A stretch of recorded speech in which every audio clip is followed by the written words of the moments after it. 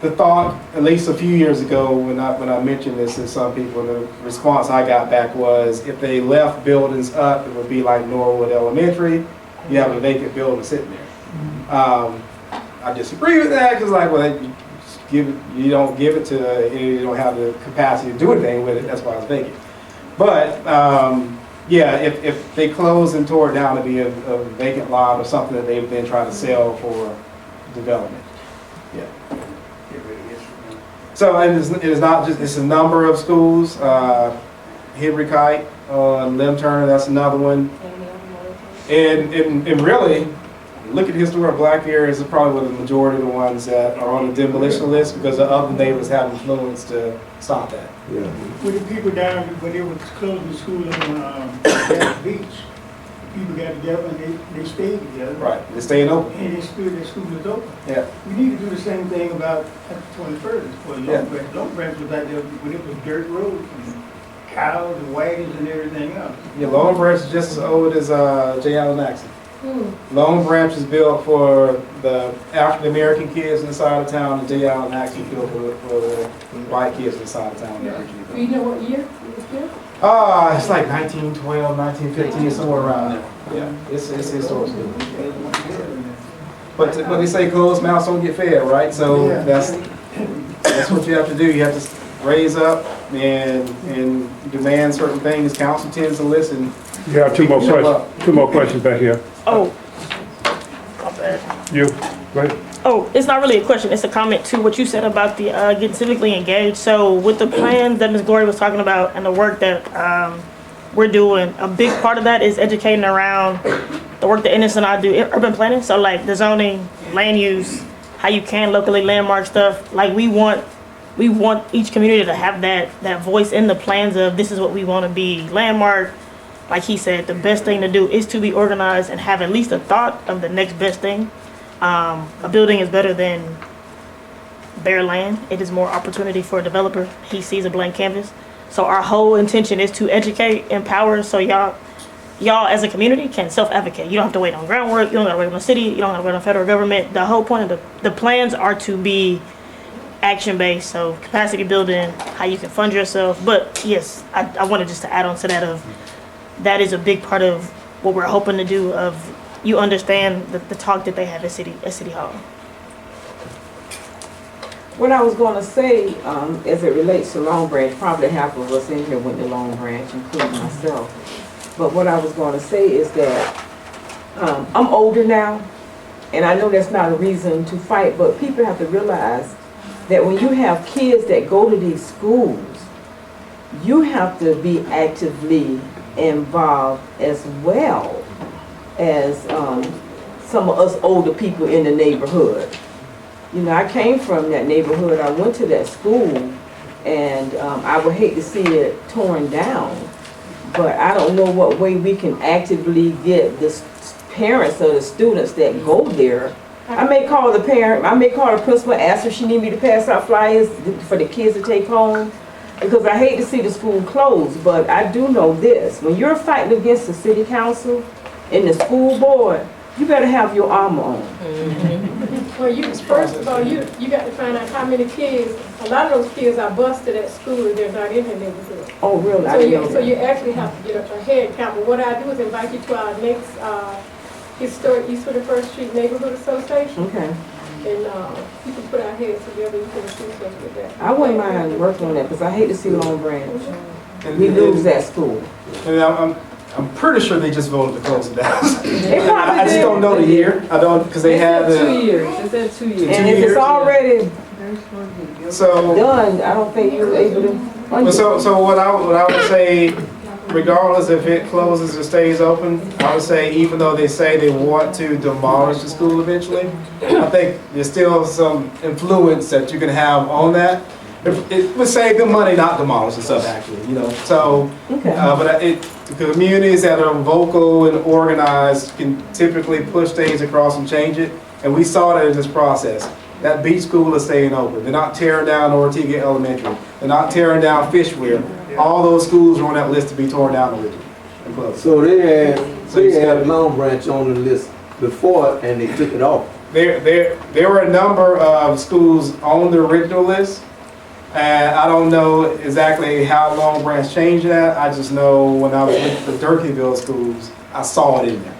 So I know it's on this one that just passed, about to be closed and being torn down at some point. Okay. Okay, let's give Enos a hand. Now we have, excuse me, now we have with us our city council of District 7, Jimmy Pelosi.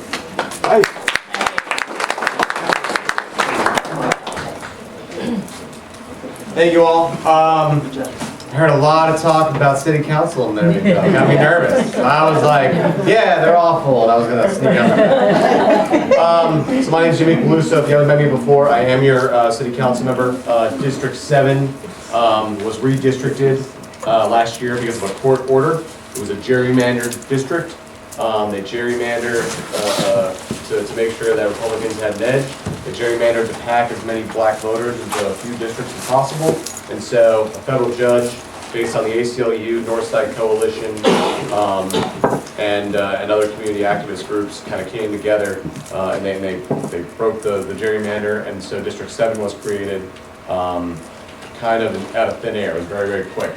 And that was back in the 2023 elections. The same election that Donna won. So if you haven't met me yet before and you don't know, why someone who looks like this is representing parts of Jacksonville, that's why. It's because the new district came in. My district includes Ortega, Riverside, Avondale, Murray Hill, Newtown, Durkeeville. It includes Brooklyn, La Villa. It includes downtown Springfield and out east, which includes Phoenix. It's a very large district and it's pretty much about 75% of the old city limits of Jacksonville, which means it's a very aged seat with a lot of old infrastructure, with a lot of old problems. And of course, we just talked about how we have a lot of beautiful old schools that are in this district too, right? Have we talked about the CBA much yet? No. Okay, all right, I can tell you about that. So, community benefits agreement was just agreed upon by the NFL and the Jaguars. I'm sorry, the entire stadium deal was agreed upon. That included the CBA, the community benefits agreement. The community benefits agreement is a $300 million 30-year plan, starting next fiscal year. So that's next October. So not a single dollar has been spent yet. What's going to happen is about half of those dollars are going to go, not necessarily half, a little bit less, are going to go just to the east side neighborhoods, which, if I'm not mistaken, includes Phoenix. So it's meant to only go to east side and east siders, which is a good thing because you guys are the ones most impacted by a massive stadium being built on your back doorstep, right? The concerns with that stadium is that we'll see gentrification, we'll see neighbors being moved out, we're going to see people being pushed out. That's the major concern. So the CBA is meant to empower the community to ensure that they can stand up to it while also flourishing, right? A. Philip Randolph is a beautiful commercial corridor that we do a ton of great work in. There's a lot of old homeowners that have been in the community for over 100 years. Got to make sure those homeowners are able to remain in their home and be able to get work to repair them. Stuff like that is going to be a part of the CBA. What City Council is going to do in January is make sure that the community benefits agreement determines how the dollars get spent, when they get spent, and how people can kind of apply for different different programs. There's likely going to be a board mainly made up of East Siders. That's been my push for the East Side portion. It's probably going to have a seat for the Jaguars. It's probably going to have a seat for a mayor's pick, and then maybe a different seat as well. But that's the intent. It's going to be a committee. They're going to create these programs. They're going to figure out how to dole out the dollars. That's the plan for the East Side dollars. So that's huge. That's big. For the rest of the city, we're also going to create a plan for how to use those dollars to combat homelessness, affordable housing, and workforce development, right? We have FSCJ all across our city. They have great programs. We need to make sure we're connecting individuals who maybe don't want to go to college. Maybe they want a vocational program. Maybe they want to learn how to weld or be a pipe fitter or learn how to do different programs by the docks or culinary, working one of these restaurants nearby. Or maybe folks want to work at the Four Seasons, which which is gonna be a 5-star hotel right on the damn river, right? We can help make sure that people get the training they need to work in that building. So that's where the other parts of the CBA dollars are gonna go. And that's gonna be about, I think, $50 million, or maybe it's 75, well, 75 for that portion. That's gonna go for the rest of the city, right? That's not just for the east side, it's for the entirety of the city. So that's what the community benefits agreement is gonna be doing for all of you, but not a dime of it has been spent. It's gonna start next year, and then we don't know yet how much money is gonna be put into the community benefits agreement for the east side and the city every year. We haven't figured that out yet. So we're gonna figure all that out in January. And I'll come back here to help educate and explain what's been going on with it. So it's a lot I just gave you. It's the end of the night. I'm sorry, I apologize. Okay. Are there any major questions right now? And you could ask questions about, hey, my sidewalk looks like garbage, I got potholes, JEA hasn't been helping out. You could ask those questions of me right now and see what we can do. Go ahead, sir. Oh, I got a quick question. Please. Dealing with the careers, training program, work program, being a black African American and going through I noticed. trials and tribulations in my life, I have corresponded with others, and some people are at a certain age where they finally got their life together, they're trying to get on track.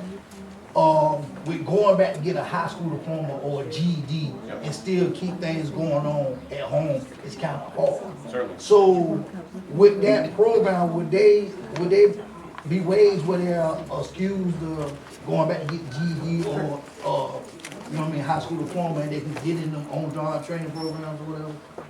I don't see why not. There are even programs now that you can use. I'm sure how Melody just talked about. There's programs you can use now if you know individuals that are in that place. Or maybe they got family at home and they're doing a part-time job or a full-time job and they're still working to get their GED. We have programs like that we can help with today. FSCJ does some good stuff. Suzanne is about to jump in. And the Dep store right here on 5th and Florida upstairs is the Goodwill, and it's a career center. Well, that's the problem. Some people have went, but like I said, that problem with saying I got to work and then I got to go back and get my GED to get help with this program. That's been a conflict. You don't qualify Repeat for the that. program. Repeat that. No. So you don't qualify. I'm not saying this. He said that you don't qualify for I'm not the saying it's hard, vocational but I'm saying program you got because you some don't have people the GED. Oh, yeah, there are some that require the GED, but there are some that don't require that. Okay, well, see, Yeah. okay, some people are Some not do and knowledgeable. some don't, Yep. yeah. We just gotta get you some more guidance. But yeah, so the Career Center is able to help with that Yes. right now. I know they do. I know there's folks at FSCJ that can help with that too, sir. Yes, sir. Hey, with the CBA, is there any money allocated for the youth program, the youth around the neighborhood? It is youth around the area too, right? There are. So the main, what's gonna happen, especially for the east side portion, is you're gonna get a little bit more freedom on what to use those dollars. The citywide CBA is mainly focused on workforce development, affordable housing, and homelessness. But now, if you're gonna tell me that we can't have youth work programs and have that not be a part of workforce development, I don't see how, that to me, that makes sense. We should be able to use those dollars. Right now, I'm gonna say maybe, I don't see why not. But there's also other things that I can try to do as your city council member, to try to make sure that we got programs for youth development. We do have the mayor's youth at work program. There's summer work internship programs that are under COJ and under the Kids Hope Alliance that kids can get access to. But I mean, youth development and youth sports are things that I really want to try to dive into in the later part of my first term in office. I don't have any kids, so I don't know a lot about youth sports. And I know that in parts of this city, if a kid wants to play football and they live in the wrong part of town, they can't play football because there's no football program around, there's no baseball, there's no soccer. So those are the kinds of things that I also want to kind of work on, make sure that we're giving our kids a good outlet when they get home from school. You spoke on, we have a great river here, and I may be at a loss, but I don't know if there's anywhere from, say, the Main Street Bridge, barring Metropolitan Park, anywhere from there on back all the way around to Main Street again, where the public has adequate access to fishing. And with people in this neighborhood You can't teach a youth to fish if he doesn't have a car to go crossing Arlington to go fishing or go to a park that's somewhere. We have all this space and all of it is occupied by commercial or private entities, and there's no relief for that type of recreation for the youth of this community. Well, first off, you're lucky I'm answering this question wearing a Dallas Cowboys shirt. I don't know what you're thinking, wearing that shirt around here. I got a lot of it in my closet. So if you're not familiar, riverfront parks, we have a ton of riverfront parks in development right now. But you're saying from Metropolitan Park all the way to Main Street. I mean, like I said, I may be wrong, and there may be something, but there's nothing I can think of that there's any access for, say, a kid who can ride his bike and go down to the park and be able to fish and do something, that, might not lead to trouble, do something that would enhance his experience. I'm with you. So right now, we're working on one portion of the riverfront parks project, which is where the old landing site was. If you drove by, you could see that it's a massive work site right now. There's a plan for multiple parks, one of which is called Shipyards West, which is going to be pretty much directly west of where the Four Seasons is going to be.